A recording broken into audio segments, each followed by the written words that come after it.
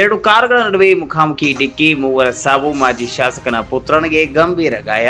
ಭೀಕರ ಅಪಘಾತದಲ್ಲಿ ಮೂವರು ಸ್ಥಳದಲ್ಲಿ ಮೃತಪಟ್ಟಿದ್ದಾರೆ ಮತ್ತು ಮಾಜಿ ಶಾಸಕ ಆರ್.ವಿ. ಪಾಟೀಲ್ ಪುತ್ರ ಸೇರಿದಂತೆ ಮೂವರು ಗಂಭೀರವಾಗಿ ಗಾಯಗೊಂಡಿದ್ದಾರೆ. ಬೆಳಗಾವಿ ಜಿಲ್ಲೆ ಬೈಲಹೊಂಗಲ ತಾಲೂಕಿನ ಚಿಕ್ಕಬಾಗೇವಾಡಿ ಬಳಿ ಸೋಮವಾರ ಎರಡು ಕಾರುಗಳ ನಡುವೆ ಮುಖಾಮುಖಿ ಡಿಕ್ಕಿ ಸಂಭವಿಸಿದ್ದು, ಭೀಕರ ಅಪಘಾತದಲ್ಲಿ ಒಂದೇ ಕುಟುಂಬದ ಮೂವರು ಸಾವನ್ನಪ್ಪಿದ್ದಾರೆ. ಇಂದು ಸಂಜೆ ಚಿಕ್ಕಬಾಗೇವಾಡಿ ಗ್ರಾಮದ ಹೊರವಲಯದ ಬೈಲಹೊಂಗಲ ಬೆಳಗಾವಿಗೆ ಸಂಪರ್ಕ ಕಲ್ಪಿಸುವ ಹೆದ್ದಾರಿಯಲ್ಲಿ ಈ ಅಪಘಾತ ಸಂಭವಿಸಿದ್ದು, ಈ ಮೂವರು ಸ್ಥಳದಲ್ಲಿ ಮೃತಪಟ್ಟಿದ್ದಾರೆ ಮತ್ತು ಮಾಜಿ ಶಾಸಕ ಆರ್.ವಿ. ಪಾಟೀಲ್ ಪುತ್ರ ಸೇರಿದಂತೆ ಮೂವರು ಗಂಭೀರವಾಗಿ ಗಾಯಗೊಂಡಿದ್ದಾರೆ. ಬೈಲಹೊಂಗಲಕ್ಕೆ ಹೋಗುತ್ತಿದ್ದ ಕಿಯಾ ಕಾರು ಓವರ್ಟೇಕ್ ಮಾಡುವ ವೇಳೆ ಎದುರುಗಡೆ ಬರುತ್ತಿದ್ದ ಆಲ್ಟೋ ಕಾರಿಗೆ ಡಿಕ್ಕಿ ಹೊಡೆದಿದೆ. ಪರಿಣಾಮ ಆಲ್ಟೋ ಕಾರ್ನಲ್ಲಿದ್ದ ಆಯುಮ್ ಹಾಗೂ ಅವರ ಪತ್ನಿ ಮತ್ತು ಅವರ ಮಗು ಮೃತಪಟ್ಟಿದ್ದಾರೆ. ಮತ್ತೊಂದು ಮಗುವಿಗೆ ಗಂಭೀರವಾಗಿ ಗಾಯವಾಗಿದ್ದು ಆಸ್ಪತ್ರೆಗೆ ದಾಖಲಿಸಲಾಗಿದೆ. ಇನ್ನು ಕಿಯಾ ಕಾರ್ನಲ್ಲಿದ್ದ ಮಾಜಿ ಶಾಸಕ ಆರ್.ವಿ. ಪಾಟೀಲ್ ಪುತ್ರ ಸೇರಿದಂತೆ ಮತ್ತೊಬ್ಬರು ಗಾಯಗೊಂಡಿದ್ದು ಬೆಳಗಾವಿಯ ಖಾಸಗಿ ಆಸ್ಪತ್ರೆಗೆ ದಾಖಲಿಸಲಾಗಿದೆ.